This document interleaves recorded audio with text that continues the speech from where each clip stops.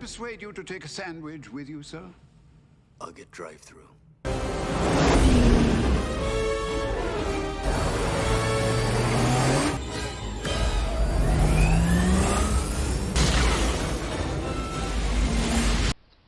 And here's the parts to the Batmobile, and thankfully both of these models come with the instructions.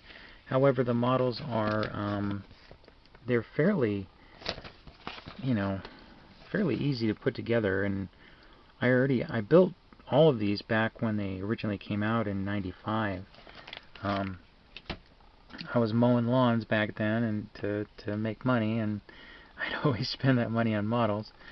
So yeah, I went out and bought them all. But yeah, this one,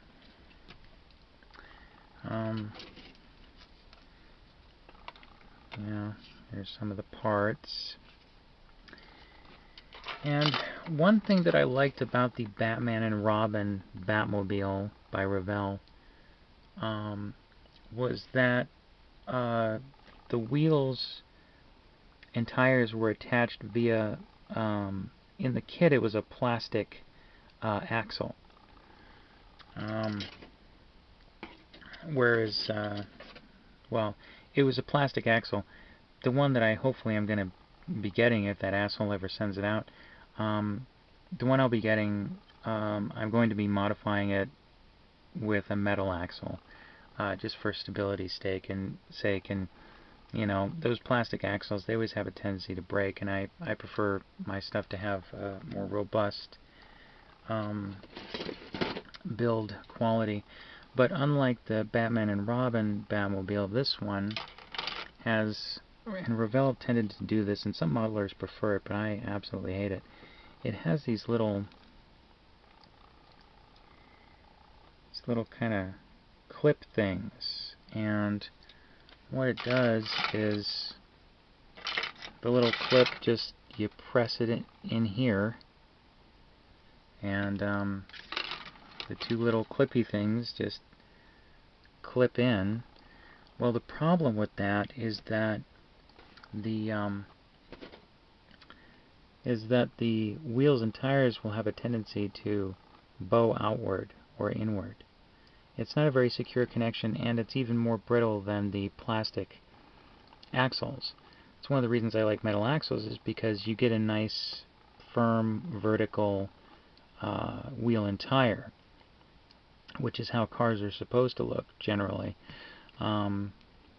especially if it's some high-speed rocket-powered jet car. But yeah, and so before starting, before I was able to look at the kit, I'm going off of memory, and but before I was looking at the kit, I was thinking, well, maybe I can replace these with metal axles. I used to do that all the time back when I was younger, because I used to actually like to play with my models. I still do, but in a different way. I mean, like, I built the General Lee. I know the Confederate flag is garbage, but I always loved cars and car action and seeing cars jump through the air, and so I used to outfit my model cars with metal axles. So I became fairly adept at modifying them. And looking at this, I probably could do it. There's not a lot of material there, and I would be trying to drill through this, and that's an iffy prospect, because again, there's not a lot of, if it'll focus, there's not a lot of material there for me to work with. Now, I could go through and fabricate a bunch of stuff, but I don't know if I really want to, again, devote that much time to it. Although I really do want those wheels to be vertically oriented and not be canted one way or the other. And another thing that I was remembering from the kit, again, just from recollection and just from the pictures of the kit on the box. Let's see if we can get a good enough shot of this. That front wheel there, it seems to be inside the wheel well much farther than it is on this one. If you look here, there's not a lot of space there between the wheel or the tire and the housing. And so that would be another reason for me to want to do modifications to the suspension. And this one would be even more difficult because were I to use this, the existing, this kind of circular section here, which fits inside of the back of the wheel, I would have to try to drill through this small shaft, and frankly that would just be too problematic. And again, I don't want to screw up the because I can go and fabricate stuff, but it will take a lot of work to get it in the same position, you know, in terms of up and down, you know, because you don't want the back to be lower than the front, because these cars were low to the ground and they were, you know, they weren't jacked up in the back or in the front or anything. So I don't know, maybe I'll just let Revell do all the work and just have to live with the wheels and the orientation in which they are naturally in the kit. And I didn't want to devote a lot of time to building this particular Batmobile. This, oh man, look at that. I don't know if you can see it. It's because it's black and there are a bunch of wildfires going right now, and so the light is all weird and kind of orange. But maybe you can see there are a lot of scratches there on this part, and it's kind of like, you know, because I was going to do a semi-gloss coat over this. I'm pretty sure all that stuff will show through the semi-gloss coat. But if I go, you know, trying to buff that out is just such a pain in the ass. It's like trying to modify the, you know, the suspension, wheels, architecture and stuff. It's just like, you know, my brain starts to melt thinking about it. Again, because of aforementioned DS9 kit bashes, and I've got a bunch of stuff that's life stuff that's coming up that you know, is going to be stressing me out enough. So yeah, but the body looks pretty good. You know, there's some nicks and stuff there. Not nicks, but like, you know, marking in the plastic. And I could go out and get flat paint and just paint it, you know, and cover all that stuff up. But you know, again, I don't know if I want to devote that much time to it or money to it, because all the paints that I'm talking about using I already have. That's the nice thing, you know, you may buy a can of paint for a project and you may just use a little bit, but then you've got that whole can of paint, and you may end up with some project later on that in which you can use that. So yeah,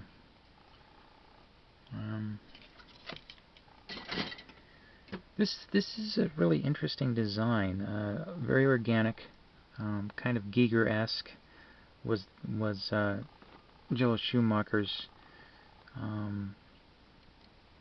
desire, and in fact he had Giger do a design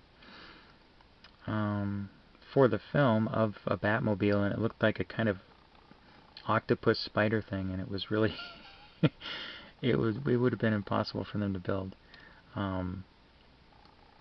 So yeah, but it's interesting, and it didn't do a whole lot in the film, but you know, it's a neat design and interesting architecture, and just, you know, it's a Batmobile. So, yeah, I don't know, maybe you guys didn't know that I really liked Batman. I'm not really down, although I understand the perspective, I'm not really down with the whole vigilante thing. It just tends not to work in real life, because who watches the watchers kind of thing, you know. And John M., if you're watching this, yeah, well, I know we've had our talk about superheroes, but you know, I do like Batman's vehicles. That's one thing that's always fascinated me. So, hello everyone. So, got some more work done on the Batmobile. As you can see, I've got the formerly chromed parts. They are now painted in bare metal silver, and I used this to do a few washes for some of the areas to add a little definition. As you can see, you can't see a whole lot through there, but you can see some stuff. And I decided to just go with the silver and not do the blue, because the blue was tester spray paint. I got no finesse at all. And so instead of being able to do hot spots in certain areas, or like in like a dusting everywhere else, you know, Testers does not have that kind of control, whereas to me a paint does. So unfortunately I was not able to paint those areas blue or to get them to look as though they were lit. But, you know, it is what it is. Here's the interior.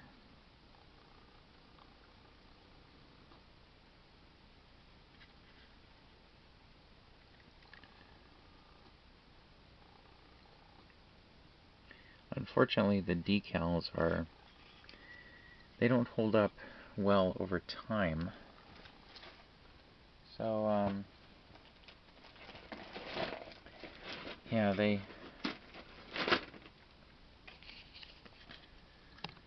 they're brown and have this kind of weird residue all over them, and they just deteriorate. But I'm still going to try to use these bat emblems for the wheels, which I have here. I dechromed these as well, and painted them. I painted the interior blue.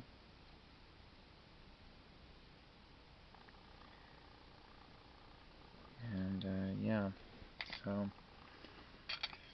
and I did do a semi-gloss coat over this that made it turn out better than the clear coat that I did on the bat boat, just because it was cooler when I painted this.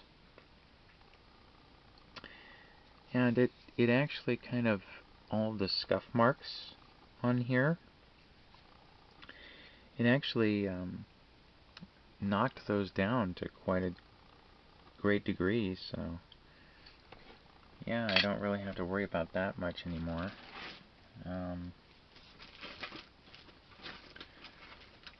And I did just go with the suspension that was in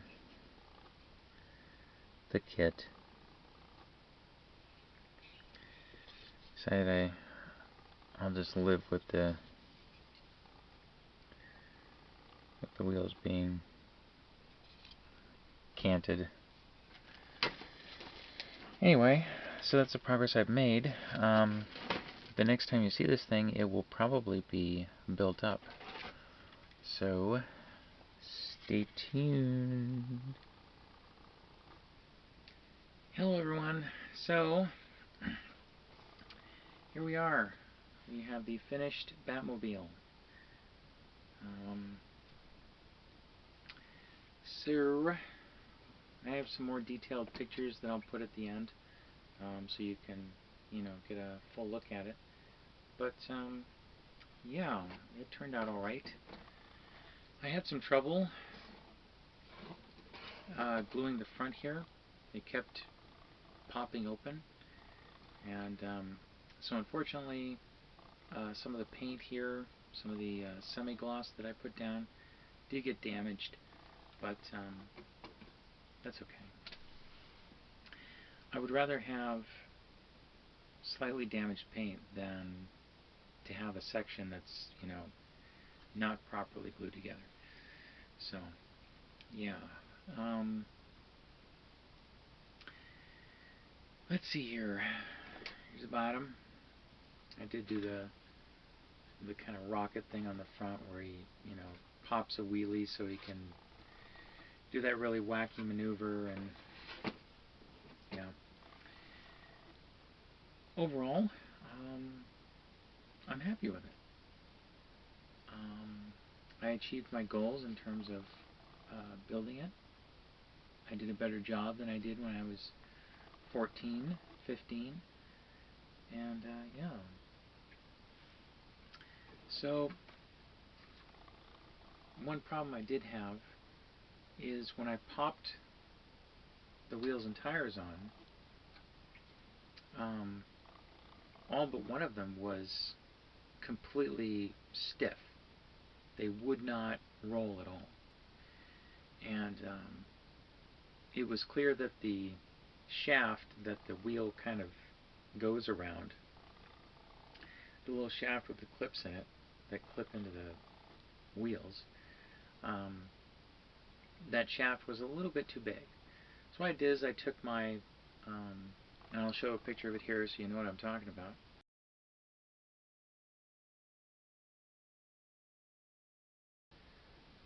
So I took my X-Acto knife and I kind of cut it down a little bit, and then I popped it on, and now they roll.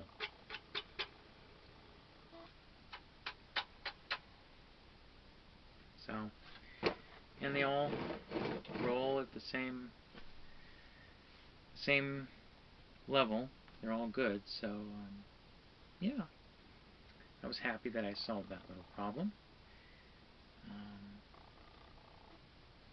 It went together okay. It's your typical Revell model circa 1995.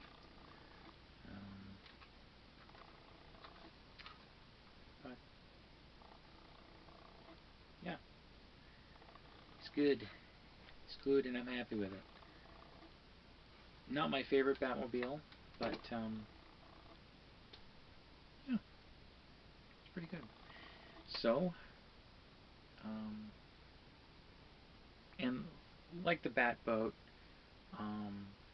this is just pure art, and it's kind of got a skeletal structure to it here, with this section and the ribs on the sides, and